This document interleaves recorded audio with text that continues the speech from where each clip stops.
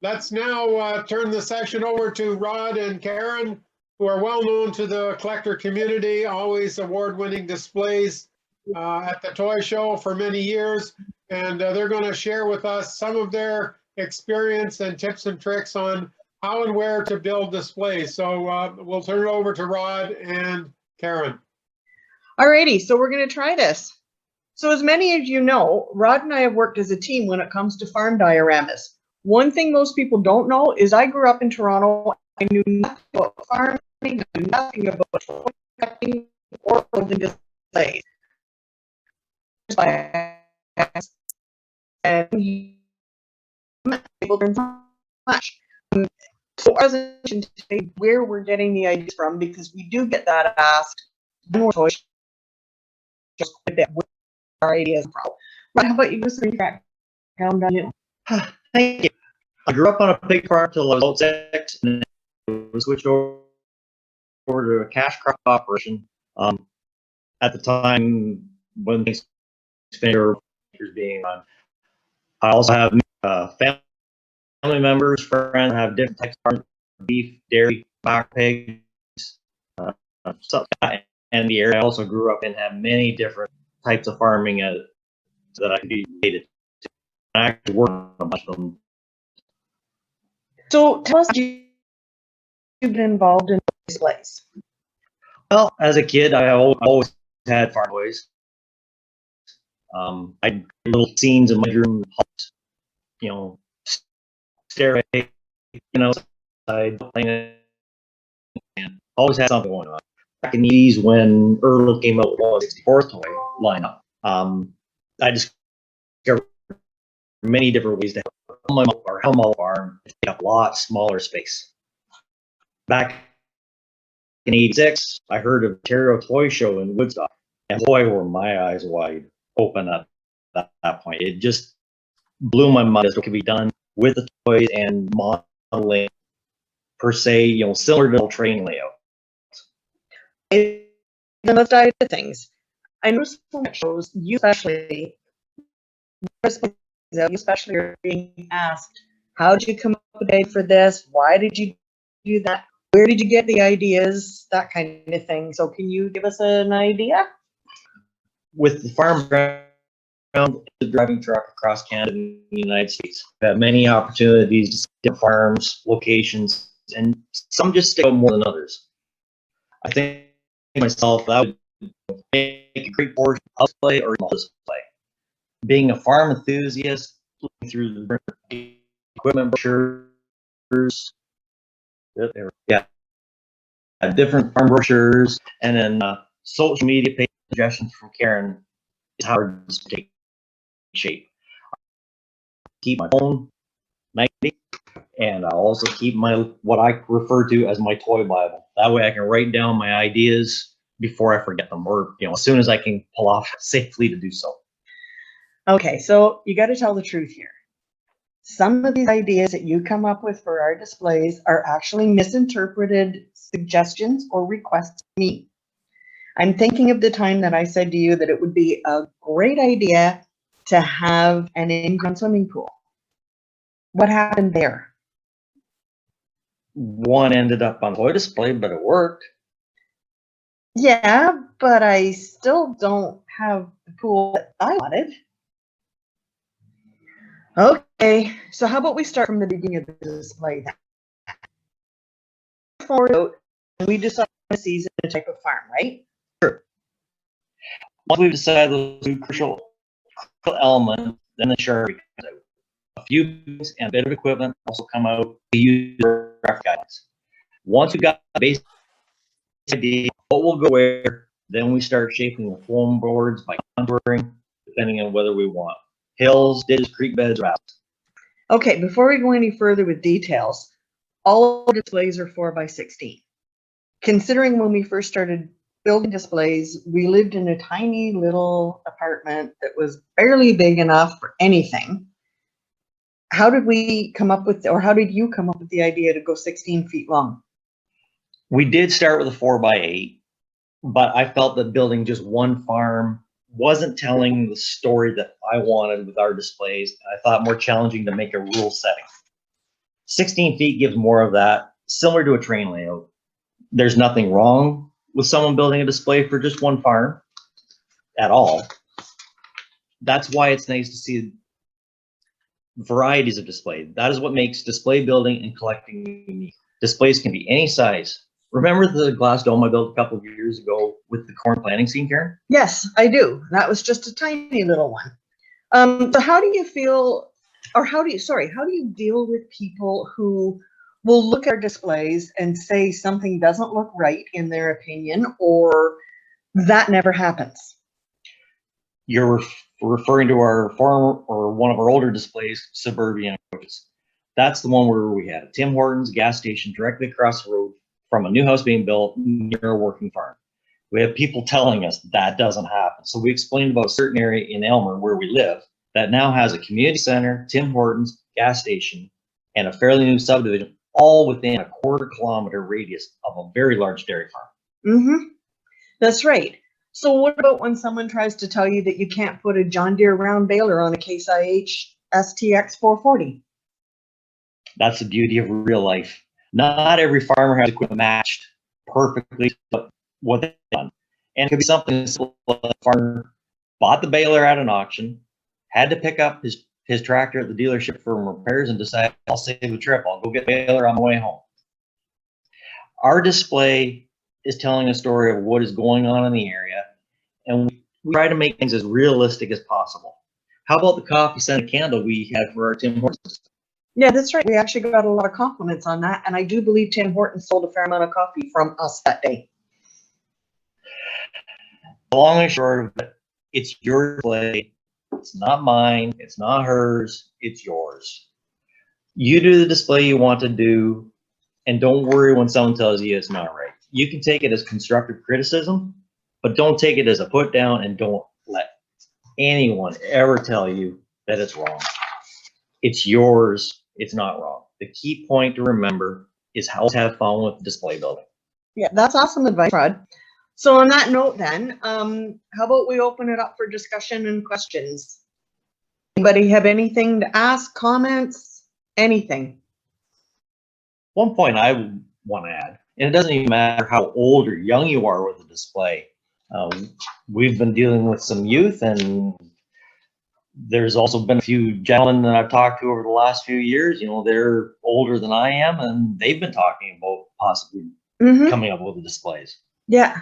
And I saw a picture of one the other day on Facebook.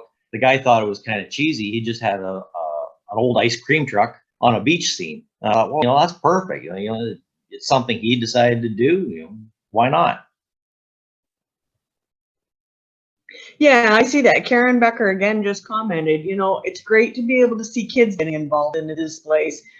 And we will admit, you know, we've been going around trying to get more of the younger people, to, you know, the kids, the teenagers, to try to get them more involved. I know one of the comments that I hear an awful lot of is, especially when you get the younger kids that come into our shows with their parents, you know, they'll look at our displays, and not just ours, they look at a lot of the displays and they'll say, you know, oh, I could never do that. So one thing Rod and I try to do, especially for these younger kids, is we keep pictures of one of the very first displays that we built compared to what we have now, so we can show them, you know, how we've progressed over the years as well too. You know, just try to remind people that our displays are still not perfect, and definitely weren't perfect when we first started. Remember when we were using sandpaper as ground cover? Ours look very crude to what we're at now. Oh, definitely, definitely. That's for sure. that's just our opinion of how the display is. Like, it is definitely not a reflection on the new displays being built. No. Like, you know, everybody has to start somewhere. You know, you progress Yeah. as you grow along. Yeah. You start off with start off with just, you know, an idea and make it become something. Yeah. Anything else? Any questions? Do you happen to have that picture handy? Oh, wait a minute. Rod's looking to see if he does have it. You're talking about the one of the very first display that we built? Yes. Here is our very first display. Yeah, that was a 4x8. Yeah, that was the very first toy show that we did too. I had 6 weeks to prepare that display. Yes. Yeah, I just remember that. And I went and got a sheet of 4x8 plywood. We lived on the second story of a house with very, very steep stairs. And don't ask me how I did it, but somehow or other I managed to get that plywood up into our living room, moved everything off the coffee table, set the sheet on the plywood, and then he got home from work that night and looked at it. So when I said, oh, this is for a new display that you're going to build and you have 6 weeks to get it done. I just found another picture, And that's a better one. little bit more of a close-up of what we did. Yeah. You know, as here, if you look real close, you know, my seams weren't very good back there. You know, I tried to do what I could, and it worked at the time. Yes. Let's see. Yep, I do remember that. All right. Any more questions, comments? So the 3D printing is just phenomenal. What is coming out, you know, Yeah. from where it starts to what it is now. Yeah. You're constantly. my mind is just blown away on that stuff. Yeah, you're constantly showing me pictures of different things that are being made. I keep saying we're gonna have to go and buy our own printer one of these days. I bought a few pieces and they're very nice. Yeah. Oh yeah. It's too bad we didn't have anybody or any of them here with us to try to show them off, but okay, so I see here. Now this is something I would like to see. Everybody knows Gary Becker. The first display that he ever built is on the cover of Tractor Classics. So Gary, if you guys are there and you can hear me, we would love to see that one of these days. See that picture. Yes. Thank you for the compliment, Chris. You know, that's the one thing that we do get commented by. You know, people keep walking by and they just love seeing it. You know, and then you see different things that they didn't see the first 5 or 6 times. Mm-hmm. Oh, even I do that though. You know, they're helping you build the displays. Well, not all the time, but a lot of times, you know. And then, yeah, when you get it all set up and I see it fully put together at a toy show, I'll look and it's like, oh, I don't remember seeing that. Or when did you build that? Or yeah, so you're very good at attention to detail. I try. Mm-hmm. I got one for you guys. Okay. For the new kids or people that are getting into building a display, what mediums would you suggest to start with, or where would you start?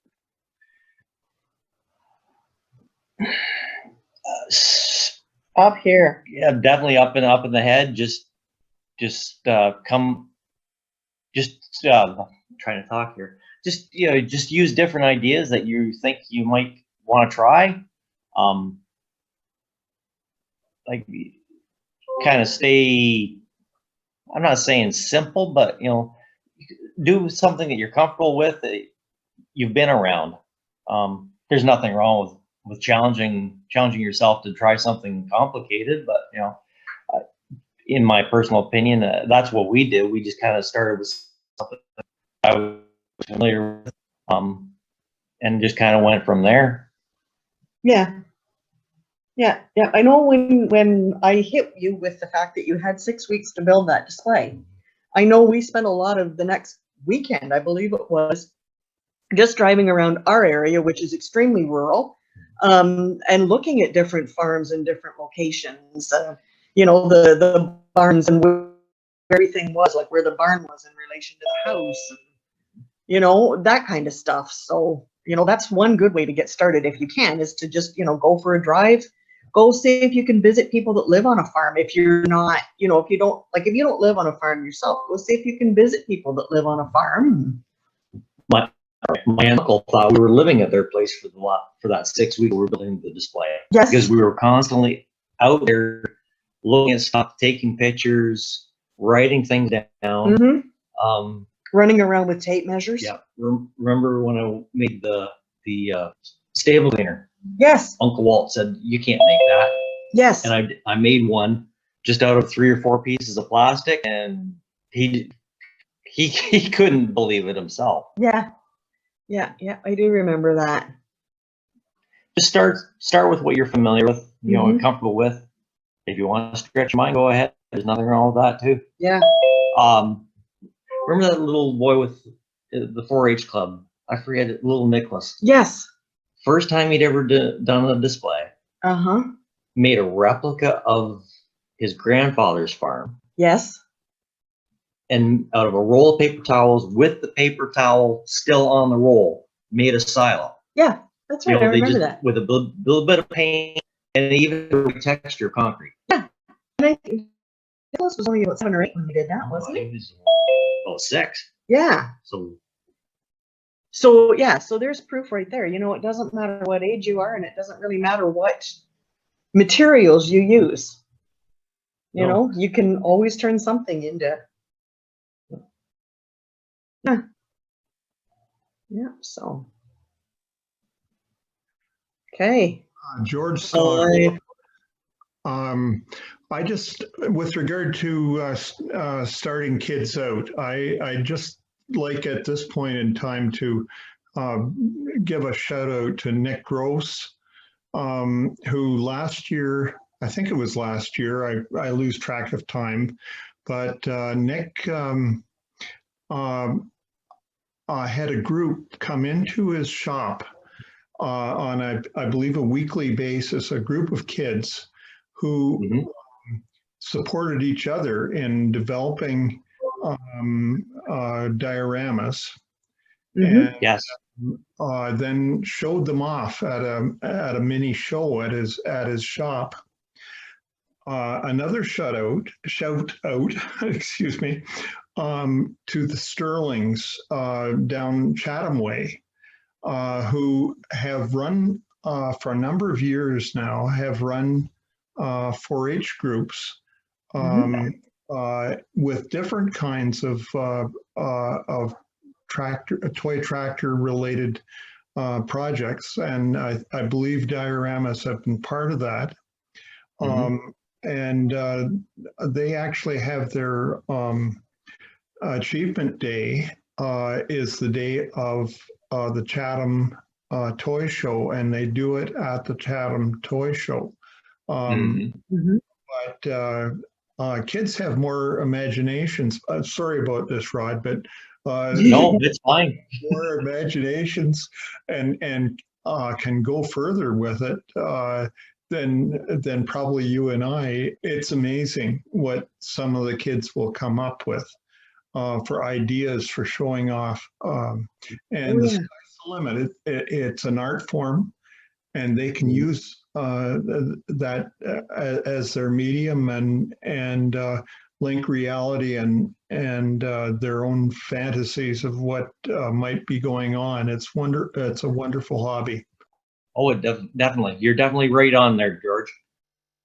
Also, should point out, thanks to Robin and Karyn Liddle and Gail Bogart, we've got 2 4-H clubs in Elgin County that have been coming regularly to the Ontario Toy Show, as well as a 4-H group from Aurelia who've sent down a couple young 4-H members to display.